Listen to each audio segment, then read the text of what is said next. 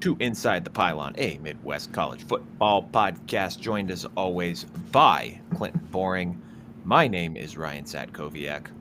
It is week 13, a sort of judgment week, the penultimate week of the regular season. I'm excited for it, Clinton. How are you doing tonight, sir? I'm doing good, man. Wearing the Bobcat gear. We are fresh off a huge Wednesday night MACtion win. We are one game away and might already be in the MAC title. Who knows? But at least one more win away, and we will be in the MAC championship, hopefully, against your Bowling Green State Falcons. Got to win this weekend, got to win next weekend. But I'm a little tired, but other than that, I'm good. How are you, Ryan? Oh, just wonderful. People were canceling because of the snow, and there's some flu bug the going weather around. Outside is frightful. One of my patients was singing. My heater is so delightful. I know, I hear it. It's so loud. One of my patients was singing Christmas music at me today. I'm like, homie, you got to stop this nonsense right now. You put your tree up 3 weeks ago. Why can't they sing Christmas music? Because the tree is fine. If I'm going to spend the time putting it up, I would at least like to look at it for a period of time, but I don't want to hear the Christmas music yet. Oh, I'm all about the Christmas jams. Let's turn it up. All right, fair enough. Well, Clinton, before we get started today with the picks,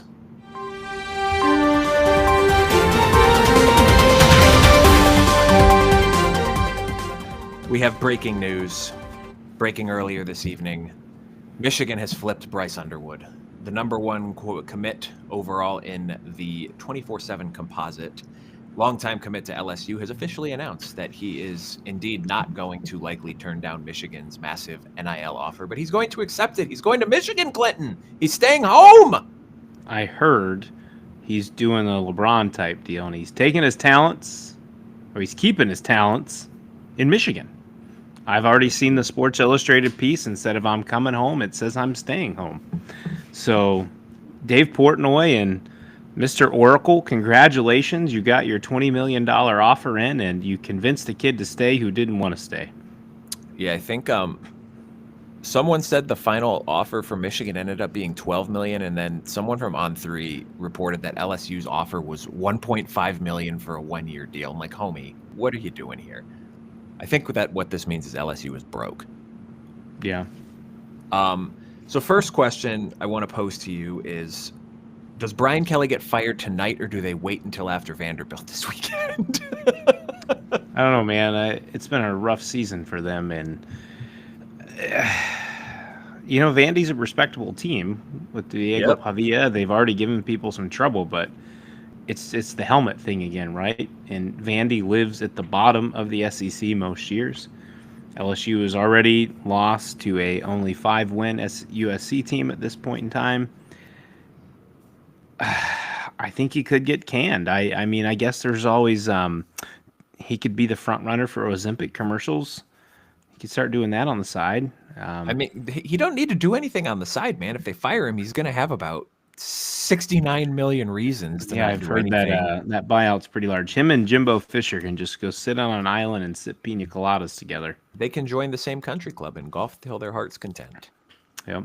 I mean, at this point, if he gets canned, I don't know. Like, I know we're all competitors, right? And these guys are the elite of the elite, and they always have that drive to want to go back. But at some point, just shut it down, man. You have so much money. Your next 3 generations don't even have to work. Mm-hmm. Like, just go sit the hell down and stop dealing with this NIL stuff. Go prop your feet up and just have some adult beverages while you smoke a cigar on your own island. Like, LSU fans, I told you so. I will leave it at that. And then the second part of this, Clinton, the Midwest. Here we are. Hold on. Here we are. LSU podcast again. Just saying. I know. I was thinking about that today. I'm like, God damn it, we're gonna have to talk about these jamokes again. What this means for Michigan is they have their quarterback potentially. I mean, it's one of those things that, I mean, I think the overall hit rate for 5-star quarterbacks is still only like 50%. But with Bryce Underwood, we're not talking about a 5-star quarterback. We are talking about the 5-star quarterback in the online, well, at least the 24/7 era, which goes back to, I think, 2006. He is the 6th highest ranked quarterback ever, behind, Clinton, tell me if you've heard of these guys before: Trevor Lawrence, Justin Fields, Bryce Young, Vince Young, and Quinn Ewers. Nope. I don't know who any of those guys are. Two of them play for Texas, right? He sits between Quinn Ewers and Brock Berlin on the list. So if you're looking for some hope, Michigan haters, maybe Bryce Underwood is Brock Berlin and not any of the 5 guys right in front of him. Yeah, but how many of those guys? I mean, is Quinn Ewers elite? I'd say Quinn Ewers is good. Well, I would say Quinn Ewers is the only one of that group who was not an exceptional college football player. Yeah, absolutely. If you're looking for success rate at the NFL, you're not starting off too hot off that list. Oh, no. But listen, Michigan fans, I'm sure, don't give as much of a care about that. They do as long as you mention Tom Brady. Oh, sure. Yeah. That's it. Because they're the pinnacle of quarterback development because of a 6th-round draft pick who was not even good at Michigan. I mean, it's say in 2024 college football, why someone chooses to go to a school, whatever, it's their own prerogative. We all know why Bryce Underwood is going to Michigan. He didn't give him the time of day until the number became life-changing money. The dude could not play a down of, well, I don't know how the deal works because it's 10 to 12 million over the 3 to 4 years that he's in college. So I don't know how that breaks down if he ends up transferring out after a year, if he just sucks and they're like, actually, we want our money back. But I mean, at least for the first year, he never has to play it down, and it's already life-changing money. So whatever. You don't think he's going to play next year? No, he's going to. He's 100%. And that's what I want to. 100%. No, I'm just saying. I'm saying is he could have he could decide in spring that, you know what, I actually don't want to play football. I want to be a pilot, and he still would have made life-changing money. But that's the kind of part that I wanted to get to with this because, there's been consternation in Ann Arbor this year because of how bad they've been. There have been people, I don't know anyone credible, but fans have been talking about, we need to fire Sharon Moore. This was a mistake. This was a continuity hire that ended up not being continuous. Everyone else left. And now we suck. We didn't get the right coach. And now, the clock is ticking, man. This is the start of the Sharon Moore era. He's getting his guys. Is this you? Oh, I'm sending them back, but you can shout them out. Yes, we'll put it up on the stream here from Always Big Ten. Something gross.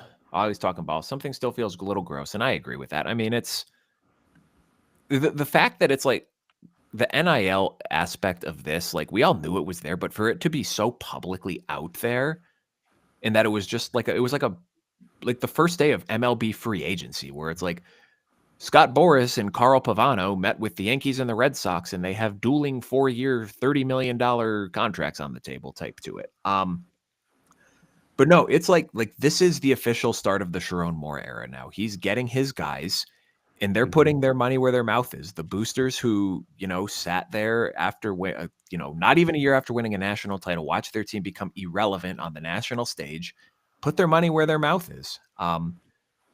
The issue, though, with this being so public is the pressure to play this kid next year is going to be immense. Just through whether he's ready or not. Whether he's ready or not, the people who put $10 million of their own money on the line to get this kid to come to Michigan are going to sit there and say, if he's not playing, Sharon, why is our guy not playing? Or if they go out or if they're trying to get a guy out of the portal, the guy's going to come in and say, well, am I going to get a fair shake, or are you going to give this other kid, is it just his job now? So, I mean, in the sense of that, it could hurt your quarterback depth for next year unless you get another guy who's fine coming in and competing, doesn't necessarily want to start. But I mean, are you going to get is Miller Moss going to want to come to Michigan next year? We were talking about it a couple weeks ago, Miller Moss to Michigan. Is he going to want to come if he's going to think, well, they just gave this kid $10 million. He's going to want to play. Nope. So, I mean, it hurts you in that regard. But also, what if he's not good? I'm not saying he won't be. I'm not a talent evaluator. I'm not a scout. I've not watched Bryce Underwood film. I don't sit here watching high school play. I'm not one of those weirdos on a message board who's all right, watch this kid's film. He's really good. I have better things to do than that. But, he's 17. Sometimes they don't pan out. That's just football. That shit happens. You put $10 million into this kid. What if he stinks? What if he ends up not panning out? What if he suffers an injury or, something else happens and he's it just doesn't happen for him? Okay, well, now you put all your eggs in this basket, and guess what? You still don't have a quarterback, and if you stink again next year, well, then you're in deep shit because that's 2 years in a row, and now people who put a shitload of money into your program are like, homie, you are wasting our resources and our time here.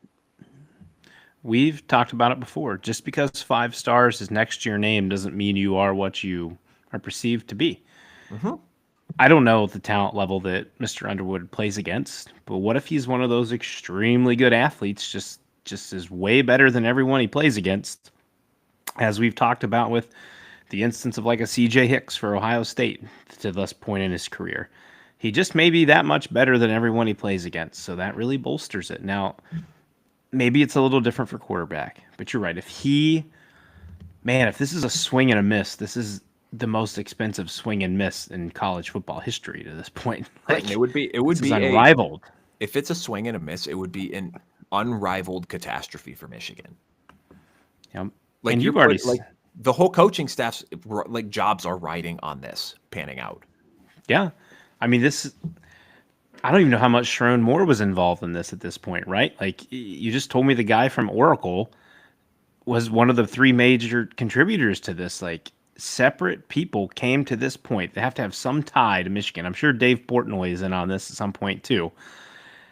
To get this kid here, I mean, I wouldn't be surprised in the next Barstool Pizza review that Bryce Underwood is standing there next to Dave Portnoy, chomping on an Ann Arbor pizza and giving it a rating. Maybe it's Joe's Pizza. I don't know. As long as he finds me a good Ann Arbor pizza place, because I still have not found one. Yeah, it's a lot of money, man. Listen, Ohio State aside, this is a huge get for Michigan. It's a momentum changer for the team. Mm-hmm. Regardless of how this year pans out, fans have something to look forward to next year. Mm-hmm. You mentioned it pre-show. They're going to pull some receivers in, both recruits and portal guys. But you got to execute it on the field. Yep. And you can have a 5-star quarterback. This isn't the NFL, though, where some superstar quarterback's going to carry a bad coach. Sharon Moore has to be able to coach, or it isn't going to matter. Bryce Underwood is too talented, and if he lives up towards the hype, he'll peace out after a year or two, and he'll go somewhere else, like Georgia or Alabama, who is a national contender every year and has just as much money, if not more than Michigan, that they put into their football programs, and they'll get him. It won't matter. He's already shown throughout this entire process he was not interested in coming here until you offered him the money. It takes me to the NFL to think of one. Now, I'm not comparing this kid to, clearly the history of this player is horrific, but when the Browns were trying to court Deshaun Watson, right? He had no interest. They were one of the biggest deals trying to get him. He had no interest in going to them. He was going to sign with the Falcons. And then the Browns said, hey, we'll give you all the money guaranteed. And he's like, cool, I'm there. I'm a Brown. Sign me and up. Look how that panned out. Now, again, this is just looking purely from a money standpoint. Deshaun Watson is a scumbag. I hope Bryce Underwood is a good human being and has a great career. But it could be that kind of proportion, right? Like your fan base can be like, what the did we just pay for if he sucks? Mm-hmm. Or what the is Sharon Moore doing? We want him fired if they can't make this work. So At this point in time, congratulations, Michigan. Huge hit, home run. Now let's get back to your regular 2024 season.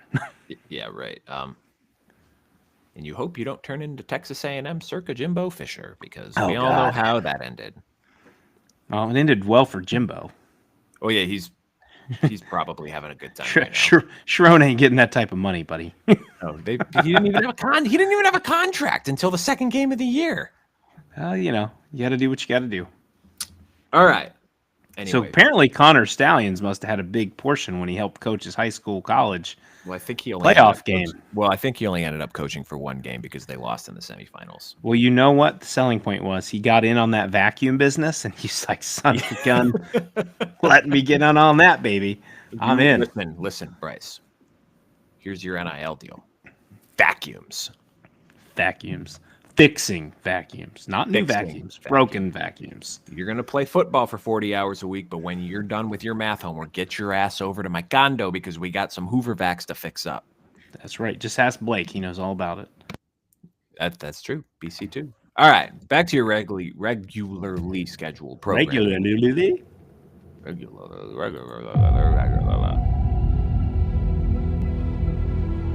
Picks of the week.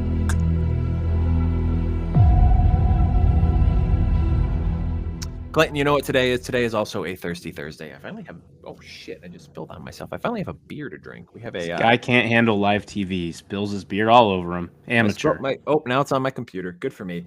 We have from your neck of the woods, Olentangy River Brewing Company, Sophia West Coast IPA. We're gonna be feeling What did nice. you almost call it?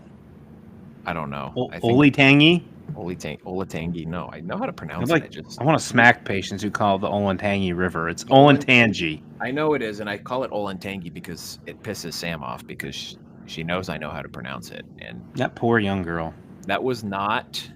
I know how to pronounce it. It's well established on this show that I don't know how to speak. I do not have a good mastery of the English language. That's on me. This is why you didn't finish journalism school. I did finish journalism school, and I worked for 2 years. The reason I can't speak is because I stopped writing. Now you're a physical therapist. Bad at math, bad at words. The big one, Clinton. The big one. The big kahuna. Is this the best game of the year in college football this year? Ohio State, Indiana? Or at least the one with the biggest stakes? I would say biggest stakes because it's so late in the season, but Ohio State, Oregon, and Alabama, Georgia, I would have to put above this game. That's right. I completely forgot. And I'm going to say Ohio State, Michigan next week might be bigger than this one from the standpoint of Ohio State's lost 3 straight to them. Okay, but you see, they're that's looking to ruin their season. But that's big for Ohio State fans, and it's only big for everyone else if Ohio State loses. God damn, could you imagine being a Michigan fan? You get Bryce Underwood and end Ohio State season on back-to-back weeks. Oh, they'd be throwing parties, that's for sure. I would have to board up my windows here. The big news from this game, Clinton, is Ohio State starting center Seth McLaughlin tore his Achilles tendon in practice this week. He is out. Your hypothesis sounds like is going to come true with Karsten Hinsman moving to center where he started 13 games last year. 12 games, sorry. Did he not play in the bowl game? He didn't make the Big Ten title, and he didn't play the bowl game. Okay. Did not play until a couple weeks ago, moved him into left guard. Left guard. Offensive line was looking better. Now it sounds like, is it Saraveld's going to be left guard, or was it going to be Montgomery? Yep. Okay. So Saraveld has started 3 or 4 games this year for him. So more shuffling on the Ohio State offensive line, and I mean, this is probably the worst time that this could have happened. Like midweek before your second best game, biggest game of the year. So where's your head at here, Clinton? What are you thinking? Honestly, if you want my opinion, the bigger blow to the offensive line was Josh Simmons.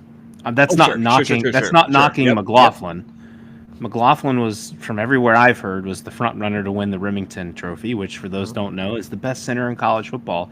And for a young gentleman who was getting crap talked after his Michigan Rose Bowl performance, saying, this guy can't snap. Look at Ohio State. They can't do this. Well, he was the best center in college football this year. So the Simmons one is bigger. The McLaughlin one may be more of an impact because you're so late in the season. However, if we were to talk preseason, Ryan, you were to ask me, Clinton, we're looking at Ohio State's offensive line. What position can they withstand an injury to on the O-line? I would have said center because Hinsman is still on this team and started all 12 regular season games last year. I think you're going to look more at left guard in this game and the remainder of the season for where you might find a hole. I'm not saying Saraveld's not good. I know way more about Hinsman, and he was a solid center last year. People assume because McLaughlin took the job when he came in summer. Well, McLaughlin didn't transfer here to sit on the bench, guys. Like, it's a pretty easy question to have answered. And then Hinsman won the Iron Buckeye for the summer, so he's been good. Just someone beat him out. It's okay. It's a competition, right? Like, he was in the doghouse for whatever the true reason was last winter and didn't play in the bowl game, and it carried through. And he won the Iron Buckeye for the summer. So I'm confident with center. The other thing that gives me confidence with Ohio State is the type of leader that's on this team, and that's Will Howard, who's a seasoned vet who has shown that he's willing to lead this team. Seth McLaughlin is still there. He's having surgery mid next week, I think I heard. So he'll be there Saturday. Yes, he's not in the game, but he'll still be there with his O-line, and he'll be there for the Michigan game. But on a panic meter, 10 being, oh my God, season's over, 0 being, I could care less, I'd say I'm like a 3. And that would be the same way if they were playing Michigan this week. Maybe a little higher because of Grant and Graham. But the defense is still a top 5, top 3 defense. So Indiana's still going to have to move the ball on them. Michigan's still going to have to move the ball on them. Then you get 3 weeks to get this offensive line set before you'd play Oregon in the Big Ten Championship. So I'm not as panicked, Ryan. See, the issue with center, though, is that is your communicator, your quarterback of the offensive line, the guy who's getting the assignments correct, who's making sure everyone's doing the right thing. And now you're 10 games into the season, and you have a new guy doing that. So you do, but again, it's a former starter, though. It's not like the other argument was a lot of Ohio State fans wanted Joshua Padilla to be the center because he's repped center as the second team center all year. That's great, but he's never started a game. He's a redshirt freshman. I think I would much rather take the guy who's done this for 12 games and has some knowledge of it, albeit you're in a little bit of a different style of offense this time. I would rather entrust him than the true young guy. I'm not saying Padilla's not better. I just think at this point I'm riding starts versus potential. Sure, and I think that's probably the right move. The issue then, though, is the chemistry that comes with that. Like, he's done it before, but this is a new group, and you're not doing it against Nebraska. Sorry, Nebraska for the stray. Like, hey, Nebraska looked pretty good against Ohio State. And that's kind of the issue that I have now with this game that has me a little nervous if I'm an Ohio State fan is we've seen the floor of this Ohio State offensive line, and it's been really good the last couple of weeks. But now that you're taking arguably the best center in the country off of this line, you're moving a guy off of a position where he's played well the last couple of weeks and putting him, again, a place he played well last year, that's fine. But you're putting him over, giving him a different set of responsibilities, and you're putting someone else back into the lineup. Again, Clinton, a guy who's been benched because they weren't exactly playing great earlier this year. And you got to do it against a good team, a good defense, and an offense that can score. It's not like it's Nebraska's defense and Nebraska's offense. Indiana can still move the ball. And if Ohio State blocks like they did against Nebraska, they're going to lose this game. Will they? Yeah. 16 yards of offense for Indiana in the second half against an inept offense for Michigan. That's fair. If Indiana comes out and doesn't have at least 100 yards of offense on defense in the second half, they better be up by 50 at the end of the first half because they won't win. That's fair. My end game point is, yes, it's huge, right? It's huge. But I think at least I can only speak for people in Columbus. People are making way bigger of a deal of it than they need to. They are sold that this team isn't, maybe not even win another game. Natty's over. We can't do it. We're not making the playoffs. I'm like, it's not like Justin Fields got knocked out and can't play for you. Will Howard is still there. The running backs are still there. All the talented receivers are still there. Everybody else on the offensive line is still there. Like, see, the and issue, your elite defense is still there. What's the Joe Burrow, Penei Sewell, and Jamar Chase meme where it's like draft the offensive tackle, has time to throws to the whoever guy. Then it's Joe Burrow, throws to Jamar Chase with shitty offensive tackle is on his ass. But that's never came to fruition, though. Look at the statistics that Burrow and Chase put together every year. I'm just talking about the meme, Clinton. The meme is wrong. The science wrong. When the quarterback is Joe Burrow, the meme is definitely wrong. The guy is a magician. People can say what they want about the Bengals being booty hole this year. Joe Burrow is playing. He's the best quarterback in the NFL this year, and his stats back it up. The term, Clinton, is bullet hole. Yeah, the poor kid doesn't have an offensive line that could sniff a high school offensive line's talent at this point. Anyways, I wanted to get into some fun things about this game, Ryan. You're stressing me out with the damn center talk. Ohio State has won 29 straight games against the Indiana Hoosiers, dating back to a tie in 1990. This is the longest winning streak between two teams at the FBS level. Ryan, could you care to tell me or take a guess at the last time Indiana beat Ohio State? 1963. That was way, way off. 1988, actually. Damn! They won 41-7 in Bloomington. I forgot they played every year because they were in the same division. Yes. Well, they also beat them the year before in 87 in Columbus. Wowzers. My point in this game is the QB legs for both teams. Now I think you're going to see an emphasis probably even more on Will Howard's legs in this game with the change at center. However, I've heard through the week that so many people just generally assume that Rourke is a statue. Again, He's not. You've clearly not watched Indiana football. He only has 17 yards rushing on the season. I'm sure some of that is with sacks included. He ran for over 800 yards in his Ohio Bobcats career with 11 TDs. Indiana just hasn't had to have him run because they've had running backs that can run all over everyone. If Rourke has to move, he can. So, and that's hilarious because one of the Ohio State beat writers brought this up as a point in the press conference with Day on Tuesday or Wednesday. And you're like, so what do you guys think about addressing the fact that Rourke actually can run? And they were like, we're pretty much there. We're aware of that. The OSU O-line is held together with chicken wire and duct tape. I get it. So how do they fare against the stud? I hope I say his name right. Michael, is that how you say his name? Kamara? I think so, yeah. Defensive lineman for Indiana, who they move around a lot on the D-line. He has 9.5 sacks on this season. Kid is a monster. The next piece, the Ohio State defensive backs, Denzel Burnt Toast and Davison I Hold Everyone Igbinosun. How are they going to fare against Eliza Surratt, who is 6'2"? Now the rest of the IU receivers 6'5", 5'9", 5'10", so they're not huge. But Surratt's a big dude to try to handle. And you best believe Cignetti and Rourke have the confidence that they're going to throw down the field and challenge you. My pivot back to Indiana, we just talked about in the Michigan game. It was a tough thing for them to deal with 4 quarters of a true Big Ten defense. Can they withstand a 4-quarter slugfest with Ohio State? That's the question. I believe they'll keep it close in the first half. I don't see a scenario when Ohio State would just blow them out of the water. But it's the third quarter, the mid-third quarter, the fourth quarter. It was Dan and Ty, I think, that talked about it early week. Michigan's defensive line wore out Indiana's offensive line. They couldn't handle it. That's why they had no yards in the second half. Then you're going to get an offense, though, that you're going to go against in Ohio State that your D-line is then going to have to withstand. So does depth become a concern late for Indiana? You got us at what, minus 13.5, or are you going to adjust it to the line that's now moved to 10.5? Wait, is it down to 10.5? It's down to 10.5.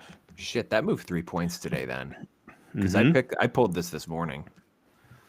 Yep. I mean, if you want, we can go 10.5. Hold on, let me see what. Yeah. Oh man. Oh boy, I got 10.5 here now. Woo boy. Yeah, we'll go 10.5. We can go 10.5. That I think I'm still going to ride with Ohio State minus 10.5. I think this game gets a little bit closer now that McLaughlin is out. I am a little less confident, but I really think the depth becomes a concern. The path for Indiana to win this game is Ohio State having innocuous penalties because of the O-line shuffle, or Igbinosun holding their receivers the entire game, and turnovers. If they can turn Ohio State over, I'd say 3 times, and capitalize on them, then Ohio State's in trouble. Otherwise, give me Ohio State minus 10.5. I was all dead set to take Indiana minus or plus 13.5, and now I have to think about it. I took Ohio State minus 11.5 with real money earlier this week, and then the injury news came out, and I don't feel super great about it now. I like, from a depth perspective, like that's the concern if you're an Indiana fan, right? Is like, I know it's cliche, but like, oh my God, their 2s and 3s are so much better than their 1s and 2s. I don't know that that's necessarily the case with Indiana, but like Ohio State has functional depth, and I just don't know like at what level for Indiana that limit is. Like, how deep can you go into your bench as the game goes on and continue to get similar level of production? You know, like with those top 5 teams, like, you know that they're going They got freshmen coming off the bench. They got redshirt freshmen, true sophomores coming off the bench, and they're still guys that can they can hold water, right? They might not be the same type of impact players, but you're not going to get killed when you put them out there. I don't know that Indiana has that level, but also I think that this is a spot for the Hoosiers that they've been getting shit on now for 2 weeks by the national They've been getting media. shit on for more than 2 weeks, man. Well, it's come to a crescendo now because it's been I don't remember if it was Andy or Ari or someone else who said it. It was a fun story for the first 2 months of the season, and now we're at a point where it's like, oh God, these guys haven't lost yet. They might be in the playoff. We can't have them in the playoff. They're not a good football team. Blah blah blah blah blah blah blah blah blah blah blah. The SEC talk. Okay, this isn't cute anymore. You're taking a spot away from an SEC team, the true overlord of college football. God forbid the shit ass Tennessee Volunteers get left out of the playoff because they can't score a goddamn point against anybody with a pulse. Anyway, I think for Indiana, this is very much a put your nuts on the line moment. This is who we are. This is not false bravado. We are here to take no prisoners. I don't think they're going to win, but I think they're going to keep it close. I think it's going to probably be like a 5-7 point Ohio State win, but I'm going to take the Hoosiers to cover. I don't feel as good about 10.5 as I did 13, and also we might have to change some of these other numbers because Rutgers is favored over Illinois now, Clinton. Uh-oh. Pulled a little switcheroo on ya. What, well, Raggy? I briefly looked at your lines this morning. I could not remember any. And Clinton, this is why I normally do this at 7:30 p.m. Not because I totally Regardless, folks, tune in. I know it's big noon again, but tune in on Saturday. This is a great setup for a game here. You may never see Indiana 10-0 again. I hope we do. For all the Indiana fans who want to continue to chirp me when I've been one of your biggest fans all season, you may never see this again. This 10-0 is hard. 10-0 is hard. It's hard for Georgia to do it. Currently, they're bitching them that they're not going to. They should be number 3 in the playoff rankings when they have 2 losses. Ask them how hard it is. The Big Ten's not any easier now, especially now that there's no West and East. Mm-hmm. Indiana would be throttling the Big Ten West right now if they were in it and division still existed. They'd be walking into the Big Ten championship. Appreciate what you have. Just enjoy it. Enjoy the atmosphere. It's going to be a beautiful fall Saturday here in Columbus. It's going to be about a high of 45. It's everything you want in a November football game. You got a top 5 matchup in Columbus. It may not be the team you think it is, but this is a phenomenal story this year. And I hope Indiana keeps it close because I don't want to have to come on in here and bitch more at the committee if they drop Indiana like a rock if they lose by 17. Well, clearly you're not any good. They couldn't do this. This team deserves to be in the playoff, barring they need to, I think, somewhat keep it close in this game and then not lose to Purdue, which we know they're not going to do. But no, if they get Michigan stated, then they won't. They're going to get dropped like a ton of bricks. But that's not going to happen. That's not going to. I mean, Signetti's a different type of coach. He will have these kids ready to go. It's on the bell curve, Clinton, but it's on that far end where it's it could happen, but it's probably not going to happen. Yep. Shouldn't. So I just want to say, enjoy the game Saturday, guys. It's going to be a fun one. Whatever the outcome, enjoy it. Speaking of playoffs, Clinton, did you have this as a potential playoff make or break game on your bingo card? 7 p.m. on NBC. Number 19 Army, number 6 Notre Dame at Yankee Stadium, the 100th anniversary of the Four Horsemen game, the Polo Grounds in New York. Notre Dame now a 14-point favorite. Dude, are you serious? Yeah, it's down to 14 now. Stop reading off my script. Damn it. Okay, I had this really nice piece. Go ahead. For Notre Dame. I cede the floor to you, sir. I cede the floor to you. Give us the line real quick again. What is it? It is now 14. Okay. So, guys, bear with me here. I want you all just to, for a second, close your eyes. If you quote Grantland Rice at me, Clinton, I'm logging off this podcast. I'm not quoting him. Set the scene for you. It's a nice, crisp fall day. Just a few 100 years ago.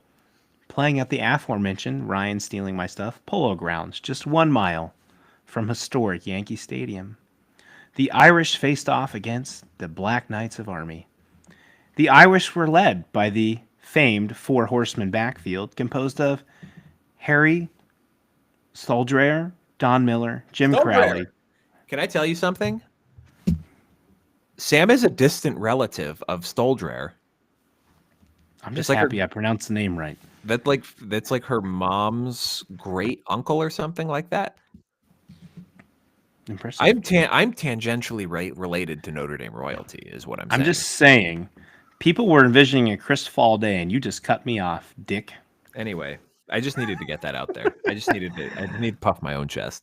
All right, guys, we're back to that nice crisp fall Saturday 100 years ago. If you want to envision it in black and white, that is okay. Jim Crowley, Elmer Layden. In dramatic lore, their aliases were famine, pestilence, destruction, and death. This Irish team rode those four horsemen to a 13-7 win over the Army Black Knights and would eventually ride them to a national championship. Now we fast forward to 100 years later in 2024, where the Irish are again in search of a national title and led by a rushing attack that ranks 11th in the country at 216.7 yards per game. However, the mighty Black Knights ride into Yankee Stadium boasting about their D. The Knights only allow 82.6 rushing yards per game and sit third in the country, just behind the Indiana Hoosiers and the Ole Miss Runnin' Rebels.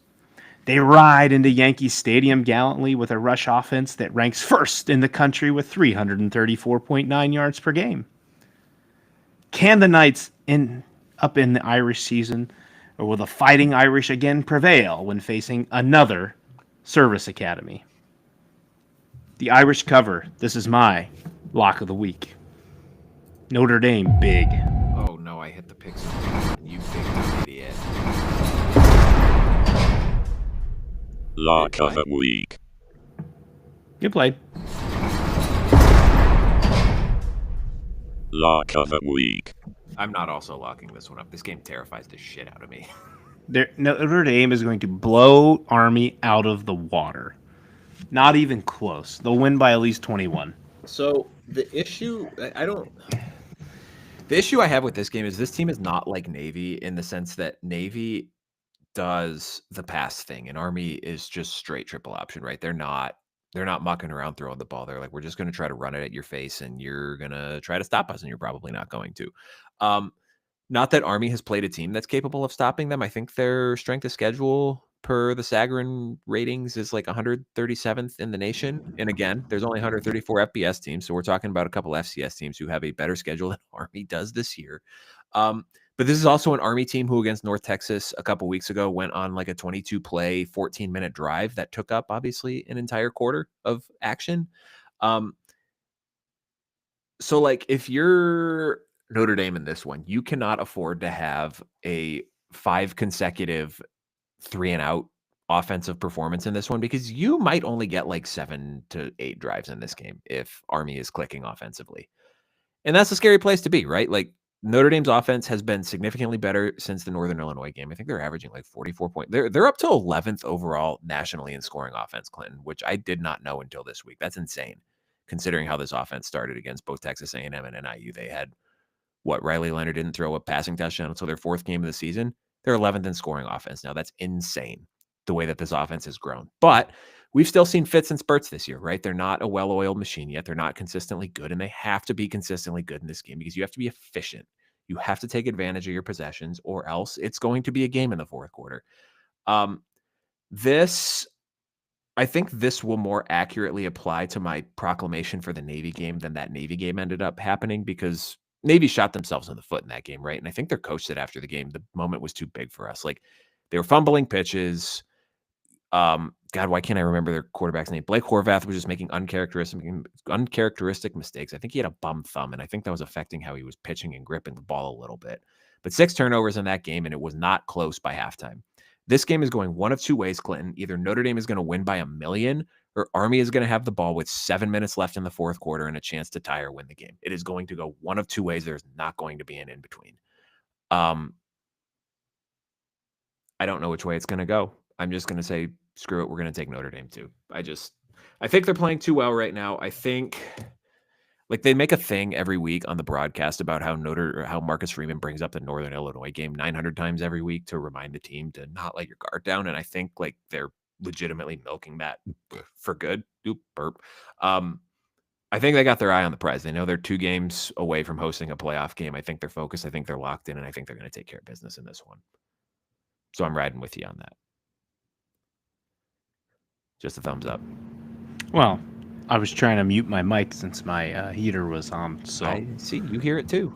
To quiet. Well, obviously I hear it, jackass. I'm in the basement with it. I don't need a headset and a mic to hear it.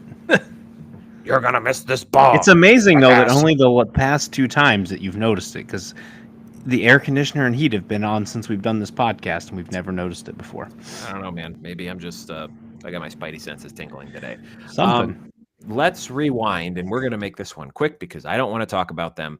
8 o'clock Friday night, Fox, Purdue to Michigan State. Michigan State, a 13.5-point favorite. Purdue is on track to not win a Big Ten game this year because they're not beating Indiana next week. I'm going to proclaim that right now. Which Aiden Childs shows up, I think, still remains the overarching theme, Clinton, in this one for the Spartans. Absolutely. There's one guarantee from this game, Ryan.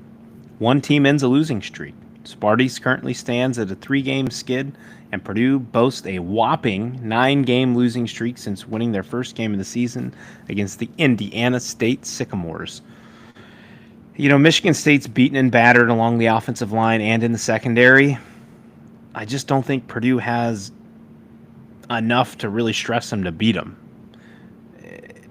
Ryan Walters, we've heard it for weeks now. He might be coaching for his job, given the word around West Lafayette. And the Michigan State needs the final 2 to get bowl eligible. And if you lose this one, then that shot's right out the door. And then you're going to get pummeled by Rutgers next week. It's hard. We've watched Purdue play more times than we want this year, right? We've both said that. Yep. I mean, I told you that the Purdue-Ohio State game almost put me to sleep because it was so boring. As nice as it was to have that atmosphere when we watched them, I think you're going to get good Aiden Childs in this game because I think he's going against a bad team. So I'm going to take Michigan State at home minus 13.5. Yeah, man, I'm with you on that one. I feel nothing good about Purdue. Michigan State has far more to play for than they do in this game. I don't know that Purdue's playing hard for their coach right now necessarily. I don't know. But like you said, you hit the nail on the head. Michigan State needs these last 2 to get bowl eligible. I think that gives them at least the motivational edge in this game. Your primetime Friday night game at home. Purdue might be a Cancun 1-2-3 Cancun team. So give me the Spartans as well. Cool. We're in agreement. 12 o'clock Saturday, Peacock. The cock! Thank you. It's on the cock! The cock! It is Illinois at Rutgers. Rutgers coming off of a massive win last weekend against Maryland. Illinois themselves are, after beating the snot out of Michigan State, they're ranked. The sole resume booster for Penn State there. This one shifted over the last. Hey, they're no longer held up just by an Ohio State loss. This is true. This one has shifted over the last 12 hours since I initially took these lines. It was Illinois -1 when I wrote these this morning. It is now Rutgers favored by 1.5 points in this one, Clinton. It's even moving further. Oh my gosh! Stop the presses. They brought me back in, man. The stupid Scarlet Knights. I was out on them, and Ethan Kaliakmanis has turned into a functional quarterback who can move the football. Illinois was impressive last weekend. I love their receivers, man. They're so good. But Rutgers has got a couple of their own now. Dymere Miller and Ian Strong the last couple of weeks have really emerged. So I don't think it's necessarily coincidental that Kaliakmanis has started putting up better numbers since these guys started to show out a little bit more. Monongah's back. This one is early start at Piscataway. I think I'm going to take the Knights. I think I'm going to do it. Ryan said it. We left the Scarlet Knights, and I have this in all caps in my notes. We left them for dead. Now they have returned from 6 feet under, carry a 2-game win streak into this one. They're riding on the back of the noble Ethan Kaliakmanis, who has surged in the pass game the last 2 weeks, throwing for over 500 yards and kind of a measly 3 TDs, but for Rutgers, that's good. You already mentioned Damir Miller. Been the benefit of a resurgent Kaliakmanis. He's now up to 50 catches for 645 yards and 4 TDs on the season. You mentioned it. Illinois is now ranked. They want to continue building off of last week's win over Michigan State after they had a 2-game skid. Altmaier's had a really strong season for Illinois, man. He is sitting at 176 of 282. 176 for 282. That's a 62.4% completion rate for 2,124 yards, 18 touchdowns to just 3 interceptions. You talked about the receivers. Pat Bryant, he is connected with 43 passes for 717 yards and 8 tutties. Can Rutgers, Ryan, do something they've never done before, which is win 3 Big Ten games in a row?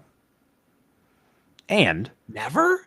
They have never won 3 Big Ten games in a row. Never. Whoa. This is from a Rutgers site that I got the information from, so it holds true unless they are wrong. On the internet, it must be true. And can they beat a ranked opponent for the first time since, Ryan, your second guess of the night? When's the last time Rutgers beat a ranked opponent? 2012. 2009. Dang when it! They beat UCF. UCF was number 23. They came into Piscataway and lost 31-0. I'm going to ride the momentum. I was picking Rutgers before. I'm sticking with them. Give me the Scarlet Knights rising from the dead. Also, 12 o'clock, Big Ten Network. Iowa is, let me confirm. Back. Did you say they're back? Yeah, off a bye week. They're back off a bye week, and they are 6.5-point favorites. They are playing Jackson Stratton at quarterback, if you're looking that up. It is Jackson Stratton. They're over the Terps because Brendan Sullivan is out for the season. And have you seen the Cade McNamara rumors on the internet? Is he going to transfer to Michigan? No, apparently. Well, I mean, more or less. I don't know if he's transferring to Michigan. I don't know if he has eligibility left, but apparently he just stopped practicing when he got benched. Anyway, not that he was good. Team player, huh? I Jeff guess. the Greek, if you're listening to us tonight, Yeah, I saw Jeff. that you liked the post. Shoot us a comment. Is that true? Is that true? I saw it on the Twitter. So again, it was on the internet, so it has to be true. I don't like Iowa in this spot because I'm not sure what the offense is going to look like with. Is this the same guy who came in against UCLA? I believe so, yes. Actually, they've moved the ball pretty well. They need some Deacon Hill, baby. That's what they need. Wonder what he's up to. Old these days. Deacon. I Utah told you, Tech? he's at Utah Tech, homie. Utah Tech. He's thrown for 3,500 yards, 15 TDs, and 4 picks this year. Is that? Oh my gosh. I'm kidding, but I made it pretty believable, right? You did say that with a dick full of confidence. Well, when you got it, flaunt it, right? Yeah, there you go. So Maryland's defense, not particularly great. Iowa's defense, up and down a little bit this year. Been playing pretty well, honestly, the last couple of weeks. Granted, we're talking Northwestern, Wisconsin, and UCLA here. But with this Maryland passing attack, like their issue last week wasn't moving the ball, it was finishing drives, which, I mean, Iowa's defense is still good enough to have you move the ball and not let you finish drives, I guess. So I think Maryland can move the ball in this one, and I'm going to take the points. Give me Maryland in this. I like the quarterback a little bit better. Just like other special things in this life that you get a little action in on, if you don't get to finish, it's just not quite worth your time. We already mentioned. What the hell was that? Ryan, I want you to have my Caleb Johnson sound ready because I'm about to go all in here. Oh my gosh. We just said Jackson Stratton is playing quarterback for Iowa. It will not matter because Caleb Johnson is returning. He is going to explode and get rolling again. Rolling, rolling, rolling, rolling. Keep rolling, rolling, rolling, rolling. Keep rolling, rolling, rolling, rolling. Hide your kids, hide your wives. Clinton's talking about finishing and exploding on the podcast. I'm going to need to put an explicit tag on this one. Dear Just God. mark it not for kids on YouTube. Yes. Caleb Johnson is going to explode because he's going to help carry me to a fantasy college football semifinal win. Hey, Ryan, what's your team doing this weekend? We're on the beach, Clinton. We're You're enjoying Cancuning it. We're enjoying some Mai Tais. And And I think the Iowa defense is going to suffocate Maryland's offense, actually. I'm taking the Hawkeyes, -6.5. Well, good. We need to start disagreeing because I need to. What am I, catch like up to 12 you. games up now? I think you're 8 or 9 games. It's not great. Listen to Clinton. He doesn't bet for real, guys, but when it's head-to-head against Ryan, just listen to me, okay? Just See, listen to the me. messed up part about this is before I forgot about our college pick'em, I'm pretty sure I was like 670 win percent on the year or something like that. I need to just if I followed my blind dumb picks that I would make Thursday morning when I would get the email, I would be at more money than I am right now. 3:30 CBS. Penn State, an 11.5-point favorite, travels to Minneapolis to take on The Golden Gopher. Minnesota, coming off of a performance that has me now drinking Rutgers Kool-Aid again. The Gophers are 6-4, and Clinton, can they inject a little bit of chaos into the college football playoff race? Well, Mr. Ryan, let me drop a few stats for you here. The Minnesota Golden Gophers offensive line has allowed 23 sacks all the season. The Penn State defense has 25. Abdul Carter has 8 of those. We talked about how they couldn't contain the Rutgers pass rush, and now you're going against one of the best in the country. So can they contain the Penn State Nittany Lion pass rush to give Brosmer time to throw? We'll see. Daniel Jackson, favorite target, top receiver. Then we look at the Penn State pass game against the Minnesota pass defense. The Nittany Lions are a top 5 passing games in terms of EPA per pass. However, the Gophers are only allowing 176.6 passing yards per game, and they have only given up 9 passing TDs on the season while forcing 16 interceptions. Pretty good. One thing we know is Drew Aller doesn't turn the ball over very much. Does not. That is true. My problem is with Penn State in this one per se is, are we trying to make it the Tyler Warren show again? Because I know a little old safety now by the name of Coy Parrish who might float around similarly to what Ohio State did with Caleb Downs to try to limit what Mr. Warren does in the pass game. I've heard it's supposed to be very cold, below freezing. I think decently windy for this matchup. It is at Minnesota, late game season. Penn State doesn't really have a letdown look-ahead spot. They're playing Maryland next week. They want to look impressive, right? They want to move up in the rankings if they can, especially if Texas kind of peters out this week and struggles again. I think Minnesota is going to keep this one within the 11.5, but Penn State wins. So give me the Gophers plus 11.5. See, I struggled with my feelings on this game because, like, the way Minnesota looked mid-season when they went on that, was it 4-game win streak, 1, 2, 3, 4, against USC, UCLA, Maryland, and Illinois. Like, very impressive on both sides of the ball, right? Like, they have a legitimately good defense. And like a defense that's good enough that it can legitimately give Penn State problems in this game, because we're not talking about a Penn State offense that is lighting the world on fire by any stretch of the imagination. And when you're talking about, thank you for the weather report, by the way, harsh wintry conditions, that certainly is not conducive for good offensive football. As I sit here and watch a 10-3 NFL game played in Cleveland, Ohio right now, I get both teams. When the Browns are winning, well, the Steelers will suck ass. They're 8-2. Wait, what? The Steelers are 8-2 and versus in the AFC North. They just beat the Ravens last week. Well, I knew that. That was one of those stinky line games where I think the Ravens were like 2-point favorites. I'm like, this makes no sense. The Steelers are probably going to win. Steelers are 8-2. But they're losing to one of the worst teams in the NFL. Because they're not good, Clinton. That's been my argument. Because we've said the whole latter half of the Steelers season now comes into effect with Ravens and beyond. And I said they'd show their true colors. They didn't last week, but they sure as hell are today. Mind you, they won last week's game without an offensive touchdown. They kicked nothing but field goals. Because Clinton, you can have a lot of wins and not be a good football team. But Notre Dame. I'm just messing with you. Continue. I'm going to strike that comment from the record. But the issue I had with Minnesota in this game is their offensive line was ass last week, like legitimately bad. Against Just a remember, Rutgers. though, you're not always who you are on your worst day, Ryan. Just remember that. Yeah, but we're talking about Inspired performance 25 years ago. Minnesota upset Penn State. Clinton, what were you doing 25 years ago? Well, I was only 7, so I wasn't doing that. At 7, I don't know.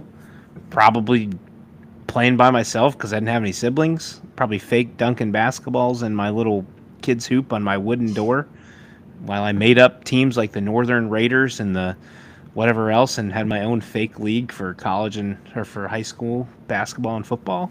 Who the hell knows? I don't know. Playing video Exactly. games? So what does 25 years ago have to do with this game tonight? The concern I have is that Minnesota's offensive line just got dominated by a Rutgers defense that has otherwise not been particularly great the second half of the year. Injuries notwithstanding, I get it. There's a reason for it.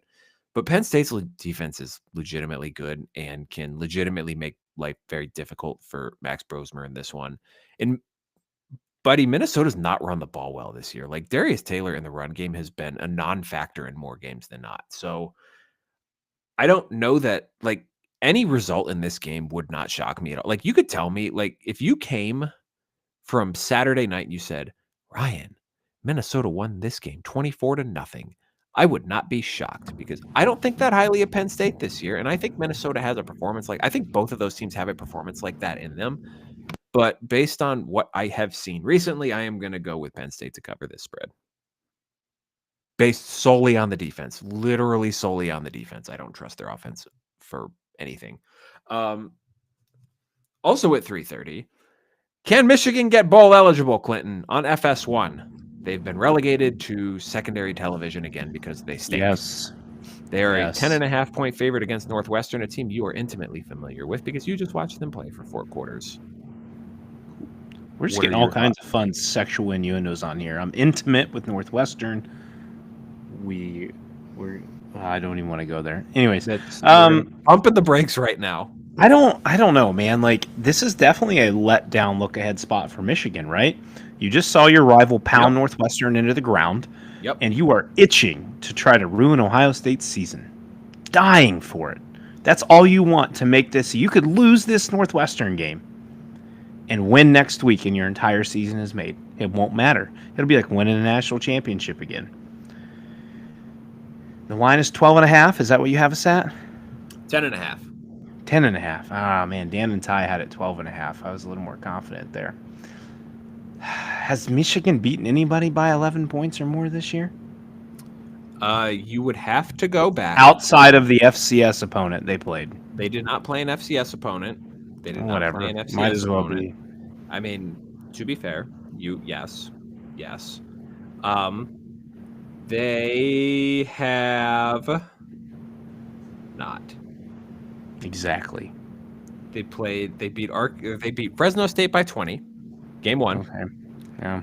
They beat Arkansas State by 10, game 3. So they've only beaten Fresno State by more than that 11. In that time, beat USC by 3, beat Minnesota by 3, and beat Michigan State by 7. Northwestern plays good defense. Mm-hmm.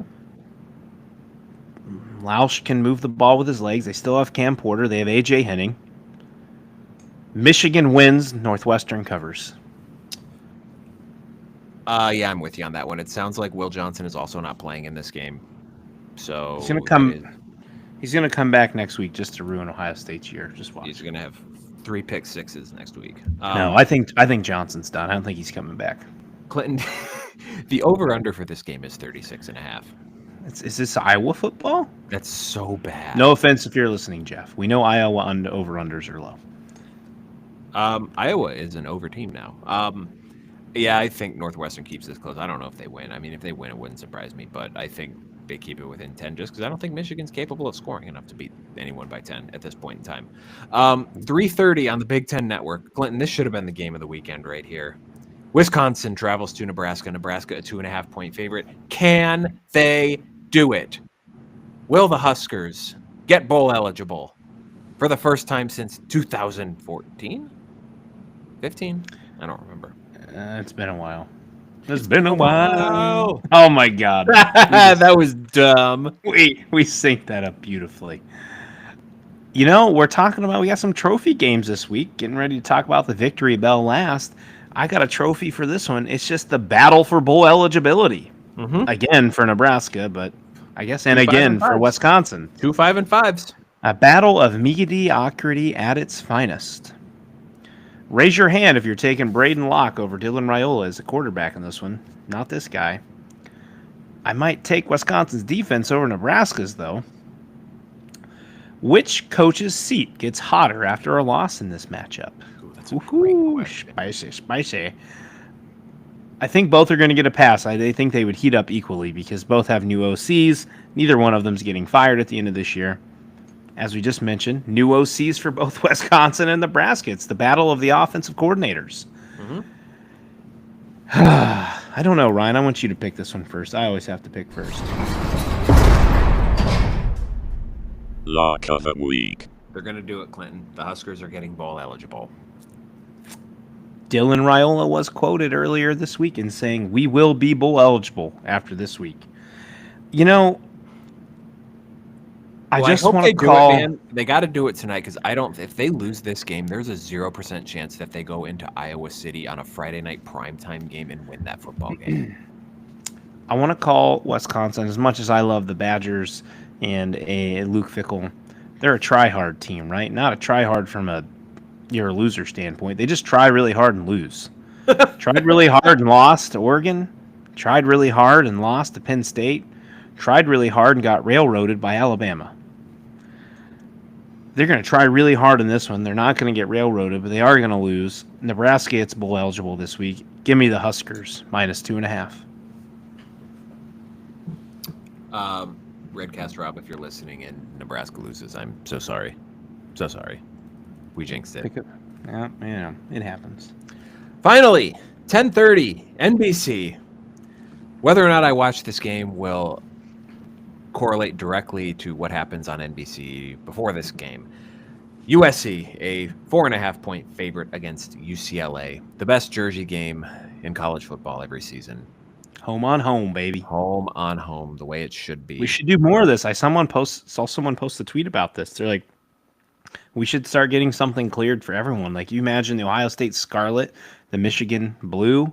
Dude, if they went like the blue on blue and the Scarlet with the Scarlet pants, oh my God. It'd be gnarly, man.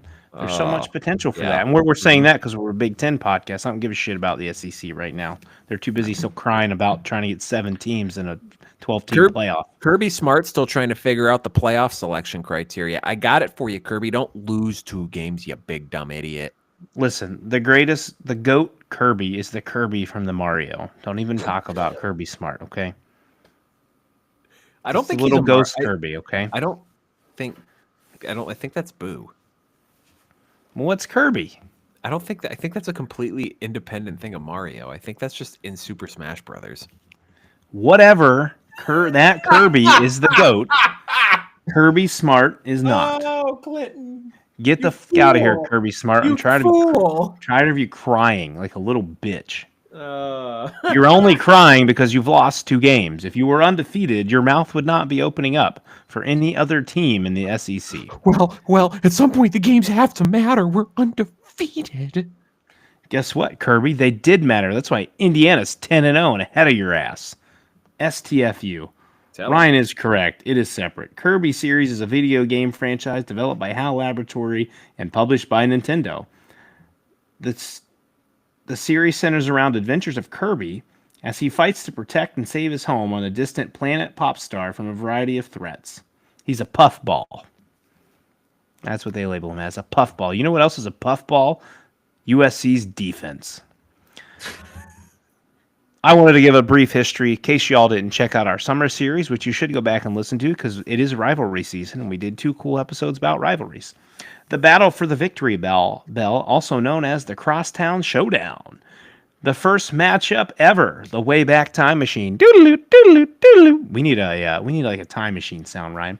September 28th, 1929. It was a whopping win for the USC Trojans, 76-0, Ryan. USC leads the all-time series 50-34-7. USC is 6-4 in the last 10. However, those pesky Bruins got the Trojans last year with Caleb Williams' undaunted season. I guess it would be a daunted season. 38-20, the Bruins won last year. Second start from Maeva. How do we build upon last week? My eyeballs are going to be locked on to the running back matchup. Woody Marks, 1,024 yards rushing, going against a UCLA defense that is 8th in the country in rushing and only allowing 100.6 yards per game. TJ Harden, right? Not Holden. Why am I having a brain fart here? It is Harden. Harden. Only has 384 yards on the season, Ryan. Mm-hmm. Is that not great. baffling after we were just toting their love for their improvement on offense the past few games? But he has 336 yards receiving. Can the UCLA offense get it going against the USC defense, who is susceptible through the air, allowing 364.7 yards per game? I'm sorry, that's their defensive total. They allow 232.7 through the air. Ethan Garbers has been turning it up a notch, man. Your man is Emerald, right? Like, bam! Spice it up a notch. Garbers has been spicing it up. And I'm going to let Ryan talk and make this pick before I do. He has thrown for more than 200 yards in 5 consecutive games. That is good, as the kids say these days. Can he take care of the football? Because that was, I get they beat Iowa, but he threw 2 picks and stifled Caleb Johnson. They did. Dude, I don't know, man. I think that this USC offense is a little interesting with Jaden Maeva in a way that it was not with Miller Moss, just because it felt very like sequence, like you knew what you were going to get. Mm-hmm. This one with Maeva, it just feels more boom or bust. Like he's either going to throw a brain dead pick 6 or fumble, just make the most ridiculous fumble you ever see, or he's going to make a real nice play with his legs or make a really nice throw. I still don't trust USC's defense, though, especially through the air with the way Garbers is playing. They got a couple receivers who are starting to make some good plays for him. And UCLA's run defense, we talked about this before that Iowa game. It's a legitimately good run defense. Mm-hmm. If they're able to take Woody Marks out of this game, I think that can pose some legitimate problems for this offense, given that it seems like the move to go with Maeva was more so to kind of open up your capacity with the quarterback run, not necessarily because of his prowess as a passer, even though he was good last year at UNLV, and I get it's UNLV, whatever. UCLA, I think, is at least going to cover this. I don't know if they're going to win it outright, but I think they'll keep it close, given the maybe explosivity isn't the right word for it, but given their prowess as a passing offense, I think they're going to keep this one close. Maybe and win outright. They're another team, man, that like they need this one if they want to get to a bowl game, because you got 2 left. You're 4-6 right now. They're playing well for their coach. needs it too. Well, you could still, in theory, beat Notre Dame next week. I don't think they will. They're not beating Notre Dame if they lose this game. They'd be checked out. That would be fun for Notre Dame to end the Lincoln Riley era. I'm going to take UCLA to cover. I am also going to take UCLA to cover. You fool! Damn Trojans win 31-30. Ooh, that'd be a fun game. I might have to stay up for that one. I know I might have to stay up for this, and I don't want to, but I might. Man, this looks like a blast in Cleveland. I know. Well, I kept looking back because it was flurrying a little bit. It's white out. And I straight ass lake effect snow right now. Mm-hmm. I wish someone would have told me the forecast before I bet over 37 in this game. Oh, you bozo. I could have told you not to do that. Well, Clint, you should have told me that. Jesus. You should have told me that. God, you just need to rely on me for your gambling calls, Ryan. I called Kansas upsetting BYU last year. Kirk made that bet. He won. He made another bet, I think, that we put on here. We are here to make you money, folks. The Ryan and Clinton betting podcast show. That's what we are. Just don't listen to me because I'm apparently an idiot. Based on based on my overall. Oh, you didn't even play your idiot sound for yourself? I should have, but Ryan is an idiot. He's an idiot. He died hang gliding. What an idiot. Oh, here we can do this one. You are so dumb. You are really dumb. For real. That's me. I am so dumb. I am very dumb. For real. So don't listen to me. Fade all of my picks. We'll see what happens. I'm excited for this weekend, man. We got two regular season games. We're dwindling.